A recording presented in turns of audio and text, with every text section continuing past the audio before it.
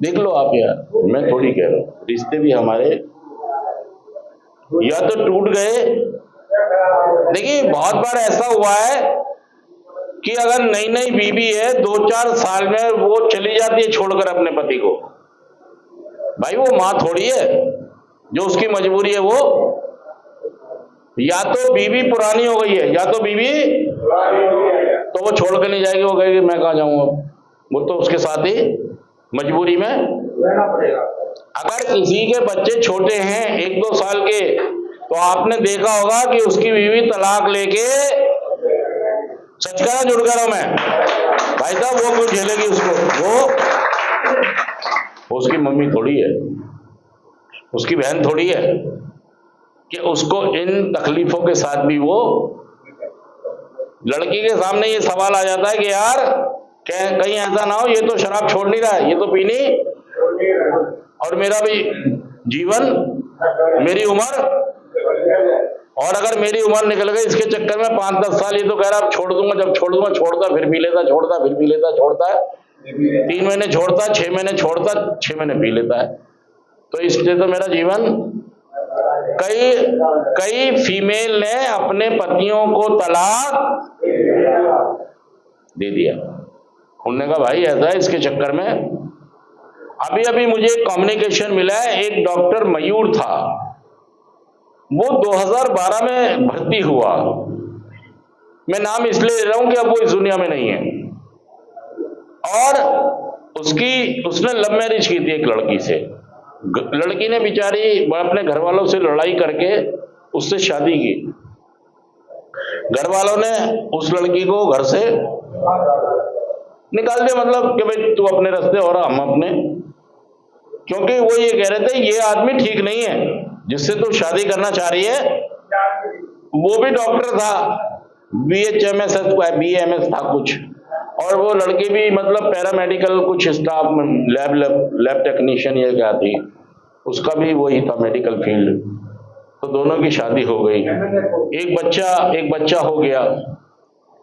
वो भर्ती हुआ सेंटर में 2012 में, 2 महीने वो सेंटर में रहा, उसकी बीवी ने बड़ी हेल्प की, रिलैक्स हो गया, फिर भर्ती किया, 3 महीने फिर रहा, फिर उसका खर्चा उठाया, अपना भी उठाया, बच्चे का भी किया, नौकरी भी करती रही।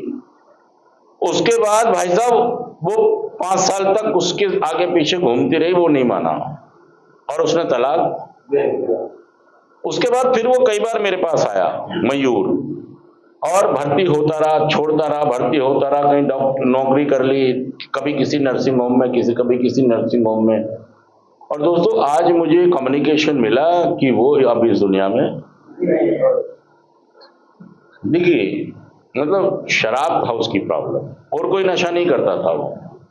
देखिए जो शराब वाला होता है वो छोड़ तो देता है वो कई बार, लेकिन फिर दोबारा शुरू कर देता है।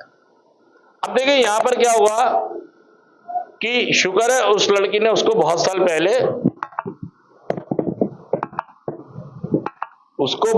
पहले क्या किया, तलाक दे दिया और अपना दूसरा घर,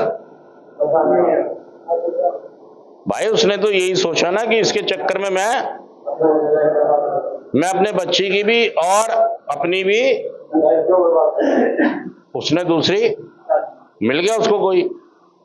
देखिए वो उसकी बहन नहीं है, वो उसकी मां नहीं है, या वो उसकी कोई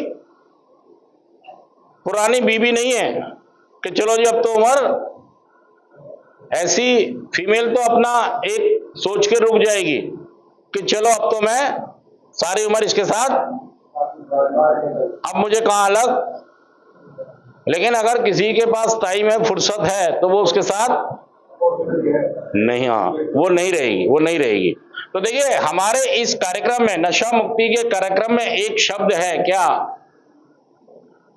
आध्यात्मिकता। क्या शब्द है, आध्यात्मिकता। और इसको अगर हम तोड़ेंगे तो क्या बनेगा,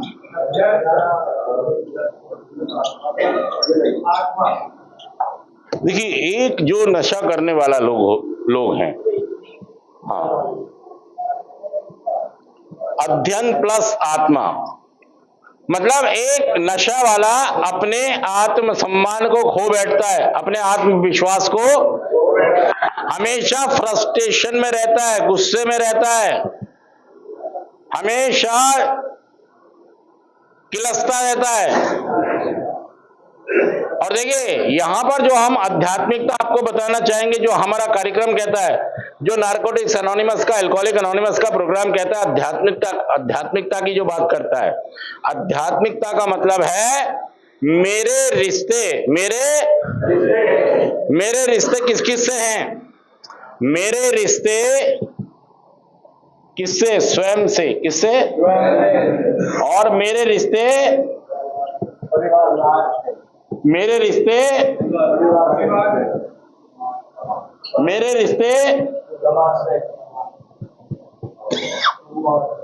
रिश्ते भगवान से। देखिए मेरे सभी से रिश्ते खराब हो गए। आध्यात्मिकता का मतलब है हमारे कार्यक्रम में कि मेरे जमीर से अगर मैं पूछूं, मैंने वो काम भी कर दिए जो मुझे करने, सच कह रहा मैं झूठ कह रहा हूं, मैंने ऐसे काम कर दिए हैं जिसके कारण मेरे रिश्ते खराब हुए हैं। मेरे रिश्ते,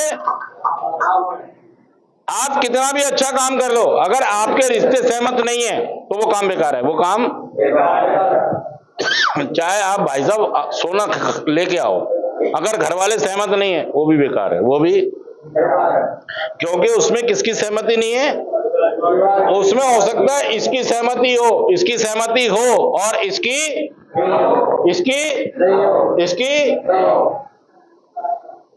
खुद की मर्जी से चलने वाले जीवन को शायद ही कभी सफलता मिले, चाहे हमारा उद्देश्य कितना ही अच्छा क्यों ना हो।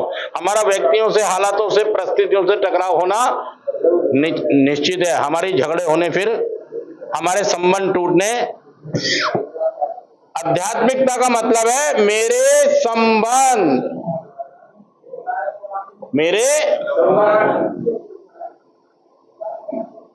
किससे?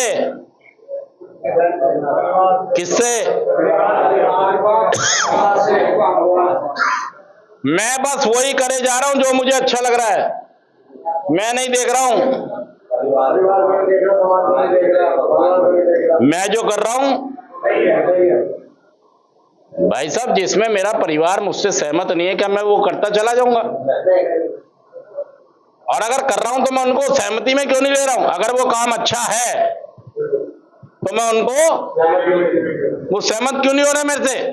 कहीं ना कहीं लोचा है, कहीं ना कहीं प्रॉब्लम है, कोई ना कोई प्रॉब्लम है।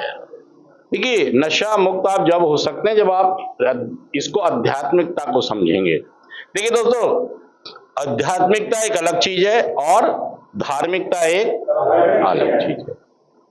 धार्मिक है अपने अपने धर्म को जो लोग मानते हैं, जैसे हमारे गीता है, कुरान, वेद हैं, गुरु ग्रंथ साहिब है, बाइबल है, ये धर्म की किताबें हैं। और आध्यात्मिकता का मतलब है कि अपनी आत्मा का अध्ययन करना, अपने संबंधों का अध्ययन करना, अपने रिश्तों को देखना, अपने रिश्तों को समझना, उन रिश्तों के साथ रहना और उन सबकी सहमति से आगे बढ़ना। हो सकता है अगर मेरी वाइफ ये कहे जी आपको काली टी शर्ट नहीं पहननी, तो मुझे क्या बुराई है ना पहनने में, ठीक है जी।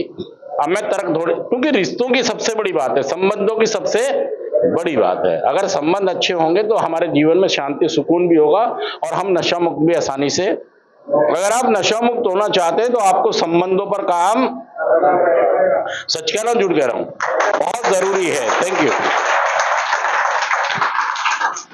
देखना